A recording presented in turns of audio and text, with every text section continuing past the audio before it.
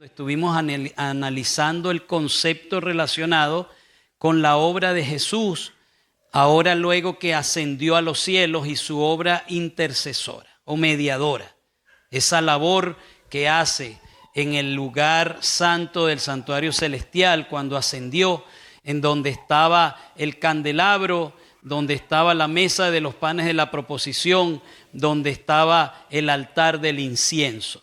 Y en ese lugar dijimos que su obra está haciéndose para aplicar sus méritos de la sangre en favor nuestro, y que nos da ciertas bendiciones con esa mediación.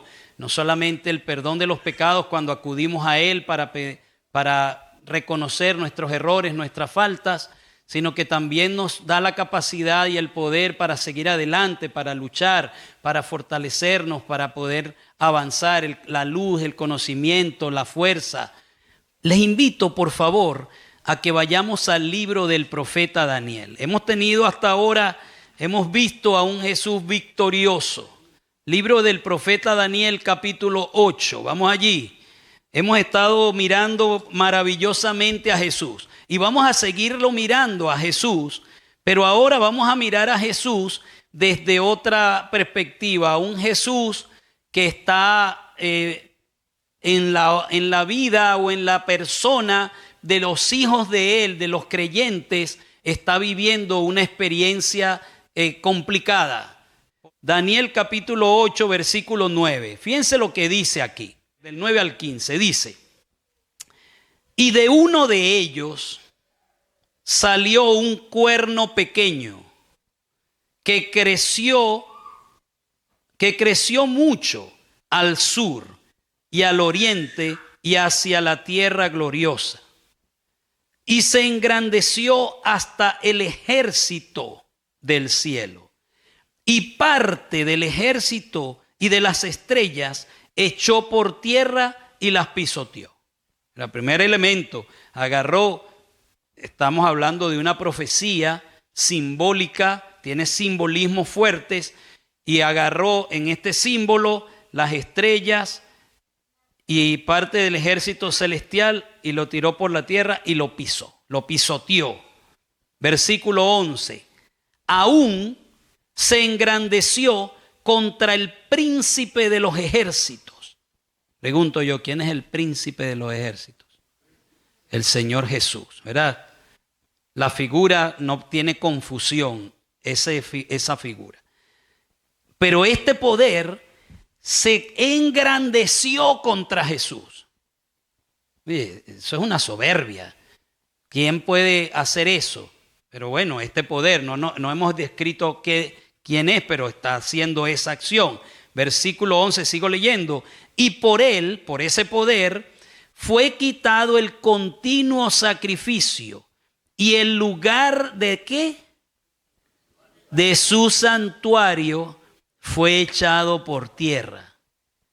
Y a causa de la prevaricación, ¿verdad? A causa de que se engrandece contra el ejército del cielo, de que se engrandece contra el príncipe del ejército, que es Jesús, y que a la vez no solo hace eso, sino que se le entregó en su mano el continuo, e hizo cuanto quiso y prosperó. Qué misterio eso. Hizo lo que le dio la gana. Y Dios está observando lo que está haciendo y sin embargo no interviene, sino que prospera. Ese poder maligno prospera. Versículo 13.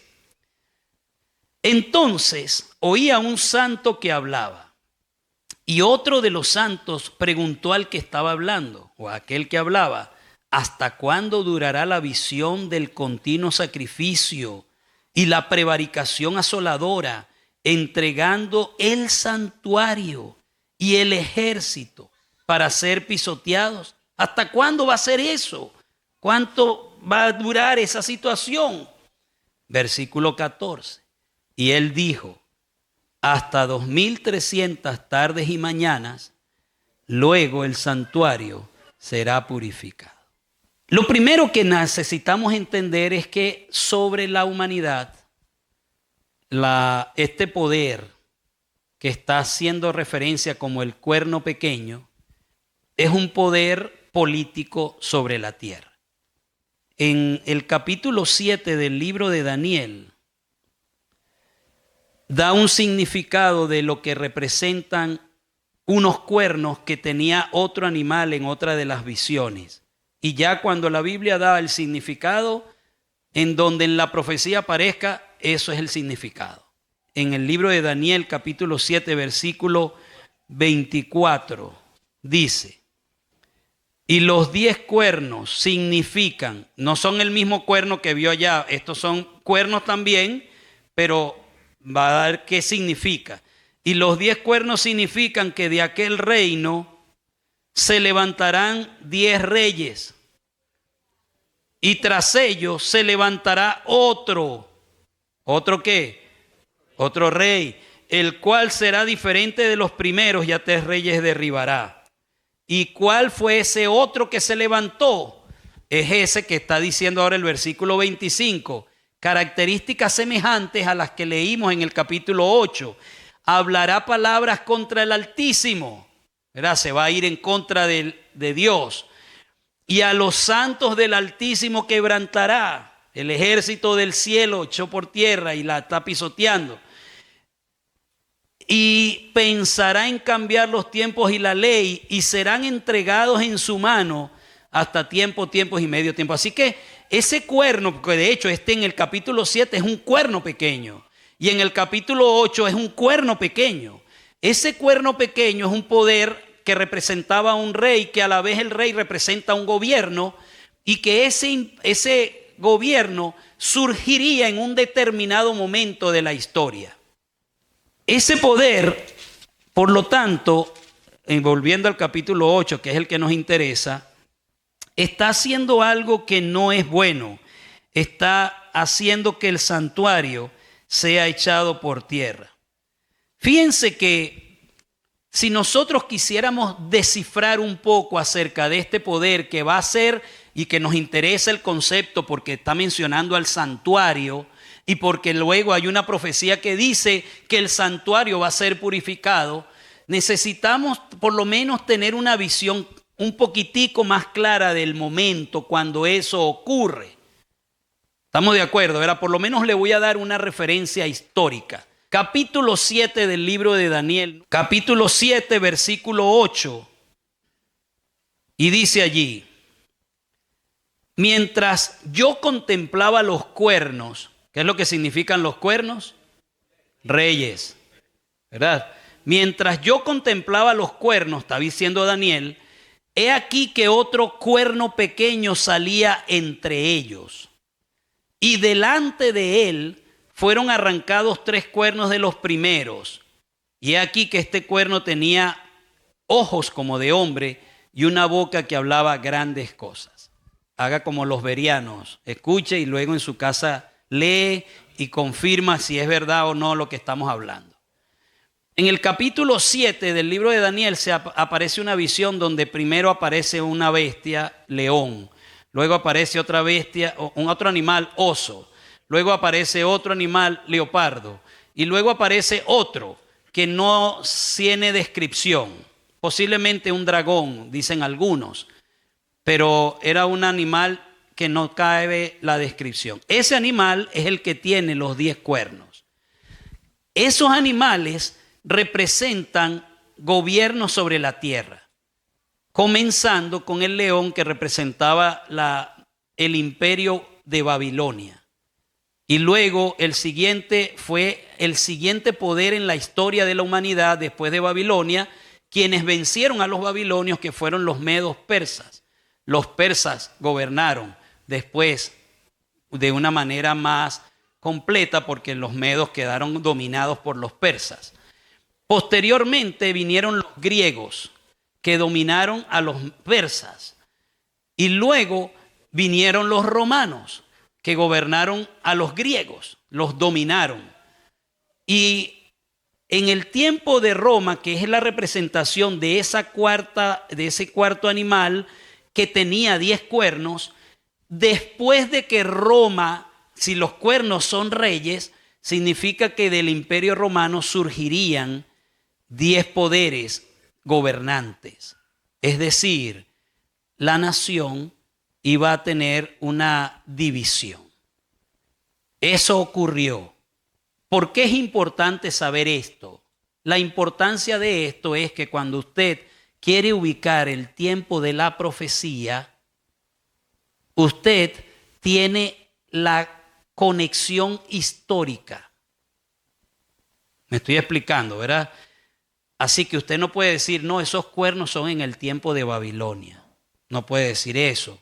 ¿Por qué? Porque la profecía dice que los cuernos estaban en otro animal que no fue el que representó Babilonia. Usted no puede decir, oh, esos son unos cuernos que salió en el tiempo, unos poderes políticos que hubo en el tiempo de los griegos. No puede decir eso. Tiene que decir que eso fue un poder que tuvo, unos poderes que tuvieron que surgir, unos reinos que tuvieron que surgir posteriores a que el Imperio Romano gobernara. Noten, el Imperio Romano gobernó cuando Jesús vino a la tierra. En ese periodo de tiempo estaba gobernando el Imperio Romano. Pero pregunto yo, ¿el Imperio Romano existe hoy? No, no existe. El Imperio Romano se deshizo. Si uno sigue la historia universal, no es lo que uno como creyente religioso diga, porque eso se lo van a decir en la escuela, se lo van a decir en la universidad, en cualquier curso de historia usted va a tener que aprender eso, porque eso es historia universal. No es una cosa que nadie puede negar. No es que lo creemos por fe, lo creemos porque está demostrado que así fue, es la historia. Entonces, después del Imperio Romano, el Imperio Romano se dividió en lo que hoy se conoce como Europa. Pregunto yo, ¿existe Europa hoy actualmente?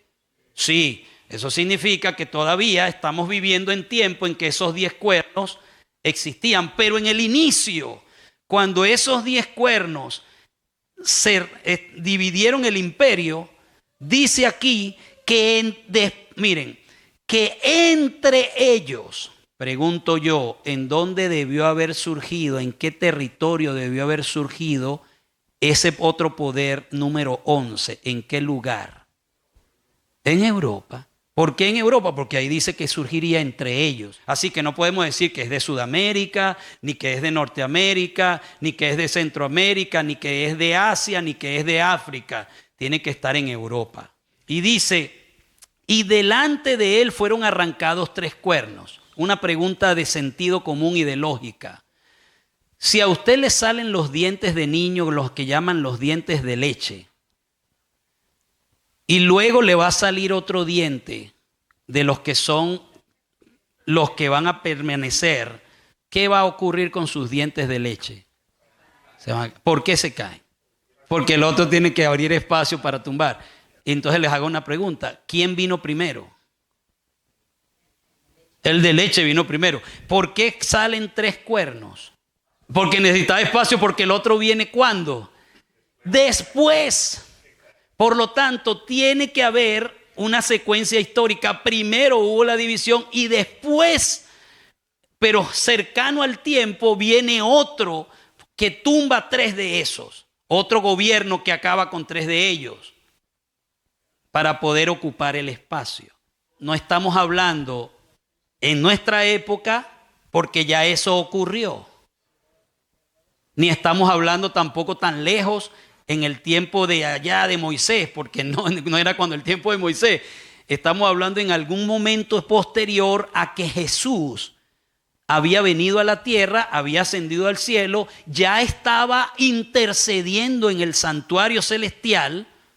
Estamos de acuerdo, ¿verdad? Porque ya había ascendido al cielo y surge en la tierra un poder que echa el santuario a tierra. Entonces, ¿por qué echó el santuario por tierra? ¿Qué fue lo que echó por tierra? En la segunda parte, 8:11, y por él fue quitado el continuo sacrificio y el lugar de su santuario fue echado por tierra. ¿En qué consiste la mediación de Cristo? En interceder. Y si uno tiene una necesidad, ¿a quién debe acudir? Al intercesor. ¿Y dónde está el intercesor? ¿Ah? en el santuario celestial. ¿Cómo pudiera echarse ese concepto a tierra? O sea, ¿cómo pudiera cambiarse ese concepto? Surgió un poder en la historia de la humanidad que hasta el tiempo actual todavía permanece, porque es parte de lo que la profecía decía, que los cuernos, yo les pregunté que si Europa todavía existe, ustedes me dicen que sí, porque todavía estamos en ese periodo de tiempo de la división. Sucede que surgió un poder que empezó a hacer cosas relacionadas, era un poder diferente, porque el grupo de naciones que surgieron del Imperio Romano, como es natural, tienen su aspecto de gobierno civil, pero la gente también cree en religión. Estamos de acuerdo en que eso ocurra. Eso no es una sola cosa que ocurrió con cualquier nación. Eso ha ocurrido siempre. Lo que quieren entender la historia humana desde un ángulo de que no existe lo sobrenatural ni que existe Dios, los sociólogos, por ejemplo, ellos acuden o dicen que el ser humano siempre ha tenido una inquietud de adorar a algo supremo. Y entonces ellos interpretan, porque no pueden negar la evidencia en la humanidad, en la historia, en la arqueología, siempre no, que adoran a una piedra, que adoran al sol, que van aquí y se van a México y encuentran que hay unas pirámides y al final se dan cuenta de que esos eran cuestiones de culto y donde hacían sacrificios y sacrificaban a algunos humanos, otros sacrificaban animales, pero es un asunto religioso. Porque ellos no significa que no tenían un gobierno, pero también eran religiosos. Pero no significa eso que era necesariamente, aunque puede ser que también había, pero que era necesariamente una mezcla plena en que no se distinguía qué era qué. Sin embargo, los poderes que surgieron después de Roma eran poderes civiles. Conquistaron territorio y creían en Dios de alguna manera, pero eran determinadamente claros de que su condición era de gobierno civil. Pero ustedes saben que Jesús estableció la iglesia cristiana. Sepan que la iglesia cristiana creció mucho en el tiempo del Imperio Romano. La predicación del apóstol Pablo fue explosiva y el fervor de los creyentes a quienes el apóstol Pablo les enseñó la palabra fue explosivo también. Y la gente predicó el evangelio. Que Pablo se convirtió como por el año 34 o 35 después de Cristo. Y creo que dicen que murió como en el año, Nerón gobernó en el año 64, estaba más o menos en ese periodo de tiempo gobernando Nerón el Imperio Romano. Y Nerón fue el que decapitó a Pablo. Así que en el transcurso de unos 28 años, póngale 30 años, Pablo se atrevió a decir en el Imperio Romano que el evangelio había sido predicado a todo lugar conocido. Imagínense ustedes el grado de fervor que esa gente... ¿Podemos decir eso nosotros aquí en Canadá? ¿Y cuántos años han pasado desde que el evangelio y el mensaje de los 3 ángeles llegó aquí a Canadá?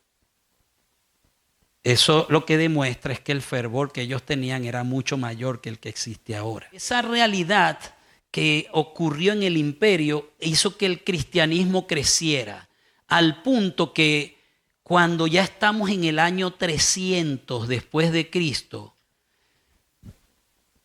el cristianismo llenaba todo rincón. Los habían perseguido. El Imperio Romano se volvió en un perseguidor, pero serio, destructivo de los creyentes. Pero los creyentes se las ingeniaron para sobrevivir. Si usted va a Roma y usted hace un viaje o busca ir a las catacumbas, se va a dar cuenta de que hay túneles subterráneos en la ciudad de Roma que tienen kilómetros de largo, de longitud, y que son enramadas, o sea, son cuestiones que tienen diferentes entradas y salidas y diferentes pasillos, porque ahí se metieron los cristianos por la causa de la persecución. Y entonces, lo que quiero decir es que el cristianismo se convirtió en una fuerza, especialmente cuando el rey Constantino, el emperador Constantino, que no era el emperador, pero cuando peleó en una batalla decisiva y final contra su adversario, estaban peleando por el poder del reino, entonces ganó. Y por algunas cuestiones sobrenaturales que él le pareció haber experimentado, él había hecho una promesa que si ganaba esa batalla se hacía cristiano. Y debido a que Constantino ganó la batalla, él se hizo cristiano. Y por haberse hecho cristiano, ahora todo cambió de la noche a la mañana. Los perseguidos fueron aceptados y ahora se convirtieron en el plato principal, porque el paganismo era lo que gobernaba el imperio. Y de pronto, cuando Constantino toma el poder, ahora cambió el paganismo. Por supuesto, los paganos seguían existiendo, pero el cristianismo surgió a la luz. Así que empezaron, la historia del cristianismo dice que en ese tiempo de cuando Constantino hizo eso, la gente podía ver en las calles a personas mutiladas, muchos, gente sin brazos, gente sin piernas, que en la persecución que los romanos habían hecho daño a esos hermanos creyentes. Pero como ahora podían salir de donde estaban escondidos a la luz pública, ahora caminaba gente así. Y lastimosamente, que eso aparentemente fue bueno, lo que hizo fue que el cristianismo empezara a enfrentar un reto. Y el reto fue que ahora tenían que lidiar con el deseo de los paganos de tener poder. Porque Constantino, como el emperador, dijo, aquí nadie ahora puede estar teniendo posiciones políticas de gobierno a menos que no sea cristiano. Así que eso se contaminó el cristianismo y esa contaminación siguió creciendo al punto que llegó el periodo de tiempo en que la iglesia, por querer tener poder y como el imperio romano se iba debilitando, el cristianismo empezó a agarrar fuerza. Constantino mudó su capital de Roma y se la llevó para otra ciudad que le pusieron Constantinopla. Esa era ahora la capital del imperio, pero eso está en Turquía.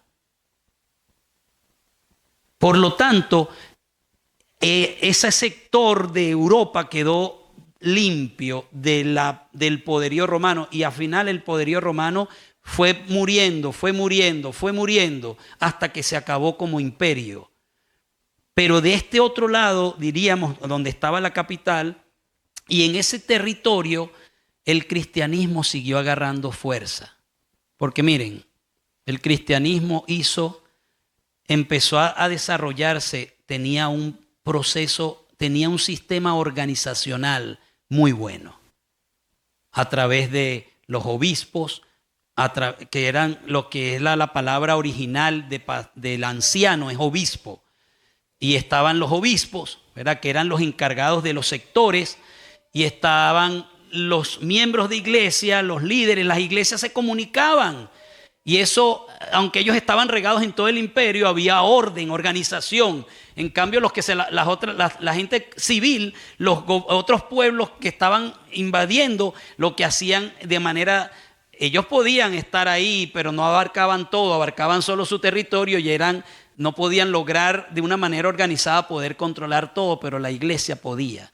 Y la iglesia empezó a crecer. Pero la iglesia cometió un error.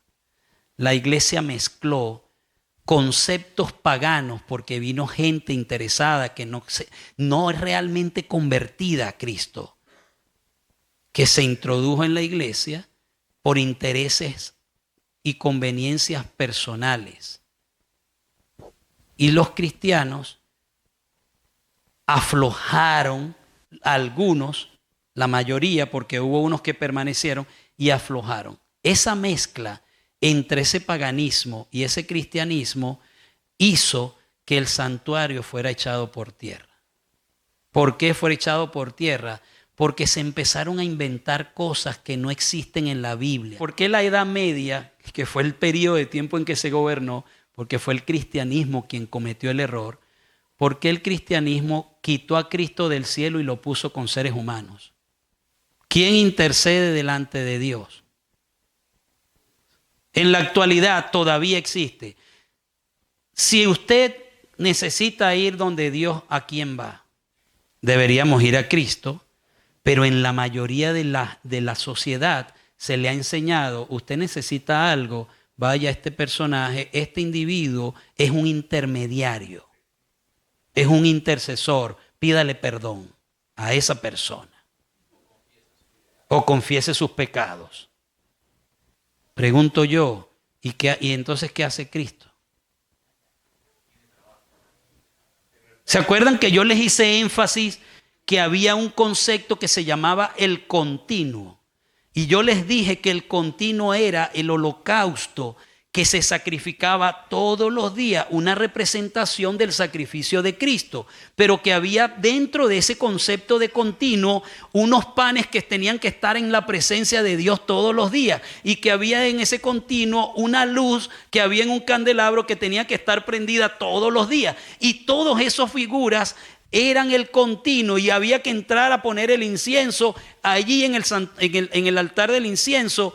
Eso formaba parte, todos eran elementos del continuo, porque la intercesión de Cristo era ese proceso. Y cuando Cristo ascendió a los cielos, Pablo le enseñó a la gente hebrea, por eso es que el libro es a los hebreos, y les enseña a los hebreos de su época que dejen de mirar la figura del santuario terrenal que todavía existía hasta el año 70, que fue destruido, que dejaran de poner su vista y que aprendieran a poner su vista en el cielo, donde estaba el verdadero sacerdote y donde había sido sacrificada, o donde estaba la sangre correcta, no la sangre de los animales.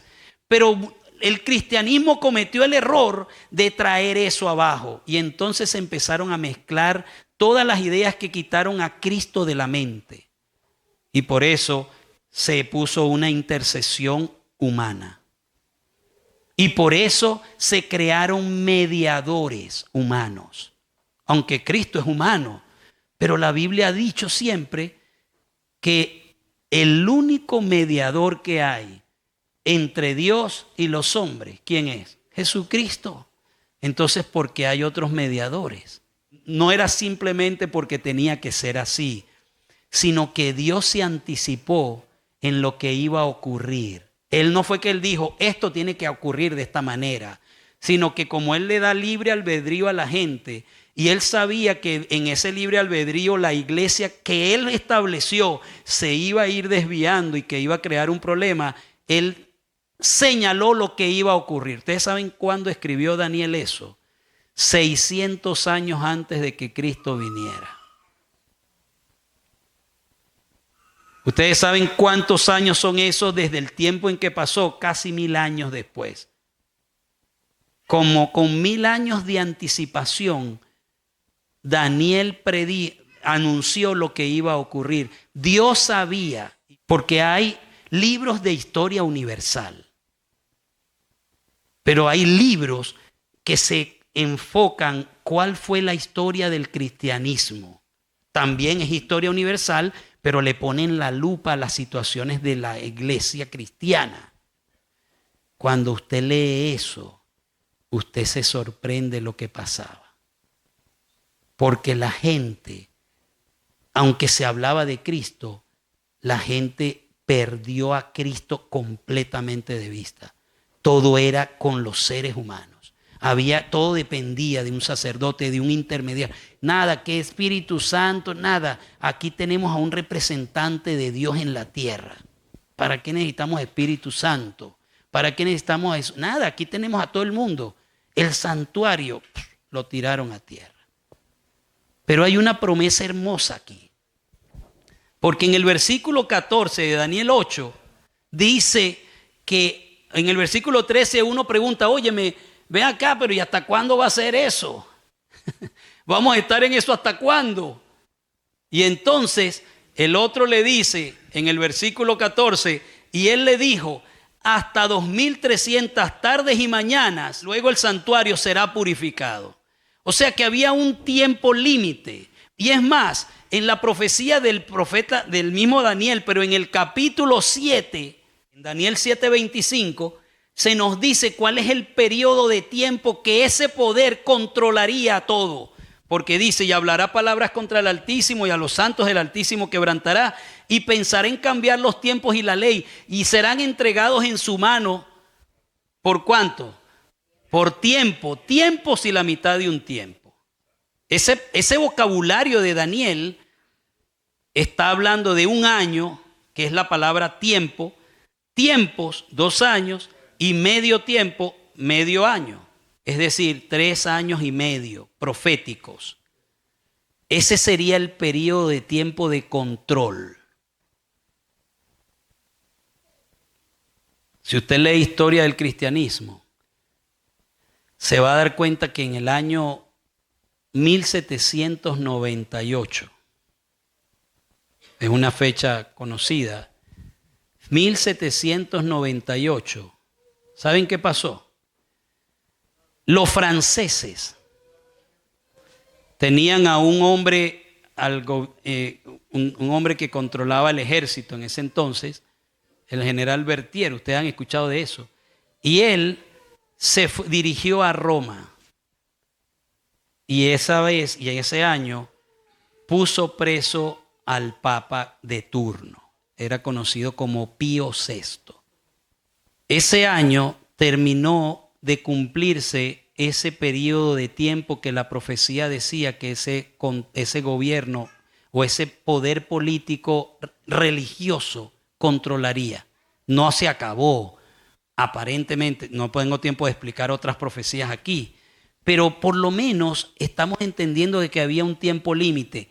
Ese periodo de tiempo que es diferente a 2300 tardes y mañanas, sin embargo, cuando hacemos el estudio, conectamos y nos damos cuenta de que el periodo de tiempo en que iba a gobernar ese poder, que iba a tener un límite, también encaja cercano al periodo de tiempo en que Dios diría en que el santuario sería purificado. En el capítulo 7, donde estamos, ahí de Daniel, vamos a ver algo interesante. Vamos a seguir la secuencia histórica de la profecía, como lo hicimos hace un momento. Daniel capítulo 7 dice aquí, versículos 8 y 9 y 10. Mientras yo contemplaba los cuernos, he aquí otro cuerno pequeño salía entre ellos, y delante de él fueron arrancados 3 cuernos de los primeros, y aquí que este cuerno tenía ojos como de hombre, y una boca que hablaba grandes cosas. Estuve mirando. Fíjense, la vista estaba puesta en el poder político que estaba gobernando, que es el mismo poder que tira por tierra el santuario. Pero él mira hasta que fueron puestos tronos. Y se sentó un anciano de días, cuyo vestido era blanco como la nieve, y el pelo de su cabeza como lana limpia. Su trono llama de fuego y las ruedas del mismo fuego ardiente. Pregunto yo, ¿a quién miraba? A Dios. Y si él estaba mirando el cuerno, ¿en dónde estaba el cuerno? En la tierra. ¿Y dónde está Dios? En el cielo. Así que la visión, él está cambiando el punto de enfoque de lo que está pasando en la tierra. Ahora enfoca lo que está ocurriendo en el cielo. Eso es lo que le están mostrando en la visión. Versículo siguiente. ¿Y qué es lo que está ocurriendo? ¿Qué viene después que terminara ese poder de gobernar? Dice, un río de fuego procedía y salía delante de él. Millares de millares le servían y millones de millones asistían delante de él. ¿Y ahora qué título le da? El juez se sentó y los libros fueron abiertos. ¿Qué hace un juez? Juzga. da sentencia. Así que históricamente, según la profecía, el poder iba a gobernar hasta que llegara otra etapa que iba a ocurrir en el cielo, no en la tierra.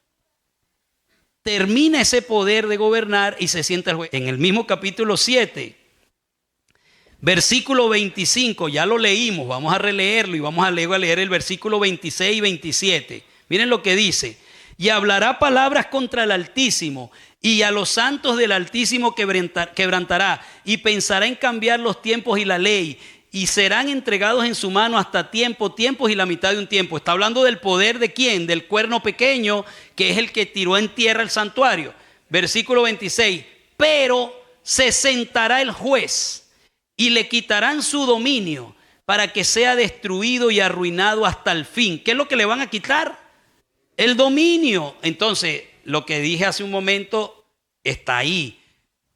Se le quita el dominio y está entrando una etapa de juicio, aunque no sea aquí en la tierra, pero en el cielo está pasando eso. Versículo 27. Y ahora miren lo que ocurre como paso siguiente al juicio. Y que el reino y el dominio y la majestad de los reinos debajo de todo el cielo sea dado ¿a quién?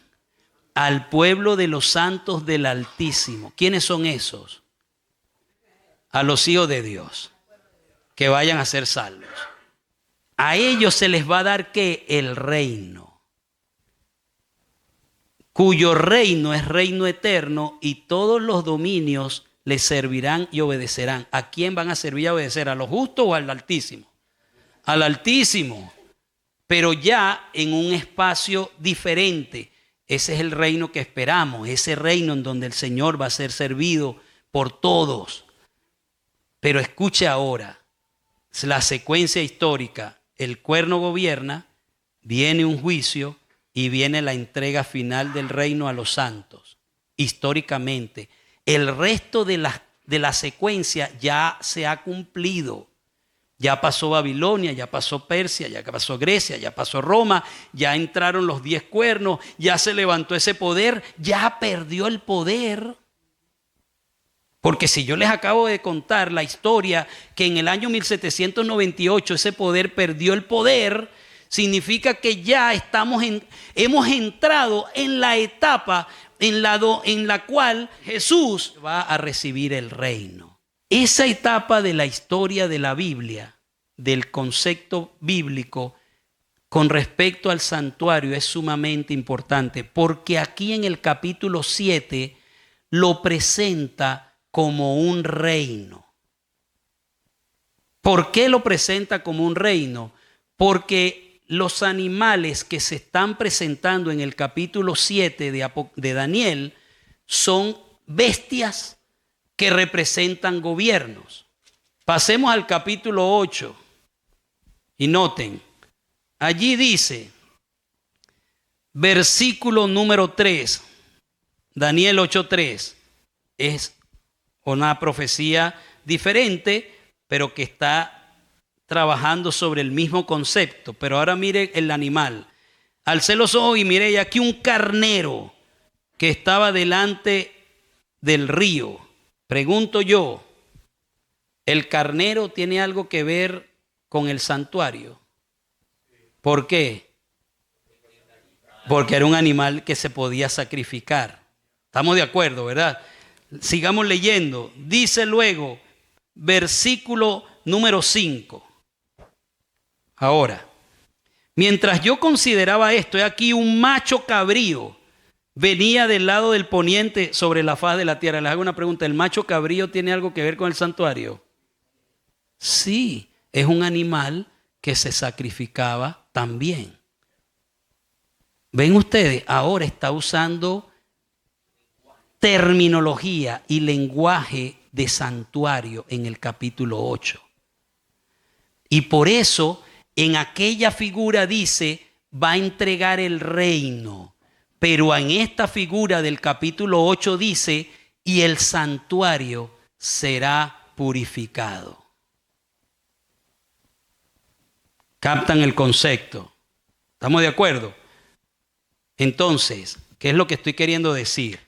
Estoy queriendo decir que la entrega del reino, del juicio y la entrega del reino a los santos es paralelo o lo mismo que, solo que es una figura diferente, a purificar el santuario. Es lo mismo, solo que son dos figuras diferentes. ¿Está bien? Nosotros usamos eso en el hablar normal. Usted puede comparar las cosas dependiendo de cuál sea su profesión. Usted puede comparar que la mente es como un disco duro de un computador, ¿verdad? Pero alguien puede decir, no, la mente suya es como una flor. Y esa persona quizás le encuentra la relación y compara. Pregunto yo, ¿estamos usando diferentes figuras para hablar de lo mismo, sí o no? Sí, eso es lo que está ocurriendo aquí. Están hablando de la figura del reino, están hablando de la figura del santuario es purificado. Es tan importante la relación que nosotros encontramos en la Biblia con respecto al santuario que por eso es que esta ilustración se da de esta manera. Mañana vamos a ver ese otro movimiento en el cielo. ¿Por qué yo digo que ese otro movimiento en el cielo? Porque vimos que después de que hay ese trabajo aquí en la tierra, que el santuario es echado por tierra, hay una renovación del santuario, porque el santuario es purificado. Eso significa que algo ocurrió o ocurre o ocurrirá, porque no hemos descifrado cuándo, ni cómo, ni qué, en el cielo, en la obra de Cristo en favor de los seres humanos, que tiene que estar ilustrada en el santuario que había en la tierra y que entonces nos va a dar luz para saber qué es lo que está pasando en el cielo en la actualidad.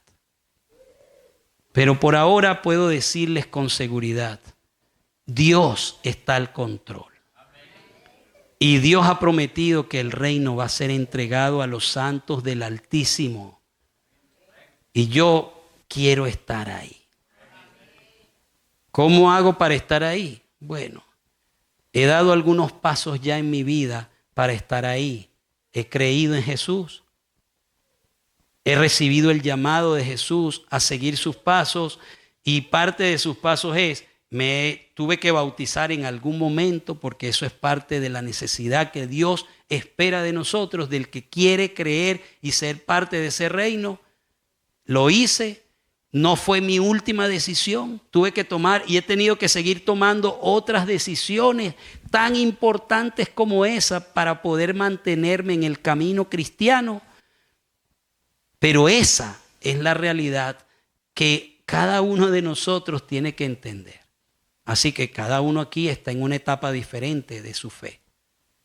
Pero yo le pregunto a ustedes, entendiendo que el Señor está prometiendo un reino glorioso, que la profecía se ha ido cumpliendo de manera completa, por lo tanto no va a fallar la palabra de Dios. Usted, en la necesidad que tiene, está dispuesto a decirle hoy a Dios, Señor, yo quiero formar parte de ese grupo de los santos del Altísimo. Me pongo en tus manos, me entrego hoy, me dedico a ti. Señor, gracias, porque tú has mantenido el control. Aun cuando hubo un tiempo de muchos años en los cuales los justos, aquellos que te servían, que estaban buscando hacer tu voluntad, fueron golpeados, perseguidos, destruidos. Y pareciera que tú callabas en ese tiempo, cuando el santuario y la representación de toda tu obra en el cielo se perdió de vista porque los seres humanos hicieron que la gente, el pueblo, la humanidad se fijara en los hombres como la solución de las cosas. Gracias porque, aunque fue tiempo doloroso, nos das la oportunidad de vivir en este periodo cuando entendemos que Jesús es realmente la persona a quien debemos acudir. Y confiamos, Señor, que tú puedas seguir abriendo los ojos de otras personas que necesitan mirarte allá en el santuario y encontrar el amor, la misericordia, la ternura, la salvación que tú ofreces, y que el concepto de ese Dios tirano, castigador, pueda perderse de vista en la figura real de quién es Jesús. Que no necesitemos a más nadie para interceder, porque realmente tú eres todo lo que queremos y necesitamos. Permite nuestra vista ponerla allí y ayúdanos a decidir por ti. Posiblemente habrá alguien aquí que necesita tomar una decisión seria en su vida, Señor. Te pido que tú no le dejes tranquila su mente hasta que esa persona tome esa decisión que debe tomar por ti. Lo entregamos en tu mano a cada uno de nosotros y al salir guárdanos en el nombre de Jesús. Amén.